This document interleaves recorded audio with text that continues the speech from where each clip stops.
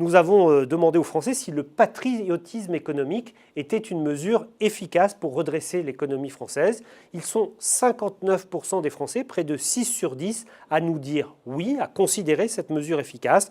38%, près de 4 sur 10, à nous dire qu'ils considèrent que ce n'est pas efficace. On le voit, c'est une idée qui, petit à petit, s'installe, fait consensus dans l'opinion. En creux, ça veut dire aussi qu'on ne croit plus à l'idée selon laquelle l'Europe protégerait les différents États qui la composent en matière économique, qu'on attend un protectionnisme plus fort de la part des États. Ce qui est intéressant de noter sur cette question d'actualité, c'est que ce consensus est assez large, traverse les familles politiques, même score à peu près au sein des sympathisants UMP ou des sympathisants socialistes, pas de différence sociodémographique non plus, si l'on est cadre ou si on est ouvrier, on pense à peu près à 6 électeurs sur 10 que c'est efficace. En revanche, et là c'est une surprise, au sein des deux électorats dont les responsables politiques, Front de gauche et Front national, font, on va dire, le plus campagne pour cette idée de protectionnisme, de patriotisme économique, eh bien là, les scores sont moins importants, ils sont majoritaires, mais plus près de 50%. Cela veut dire quoi? Sans doute que dans ces électorats,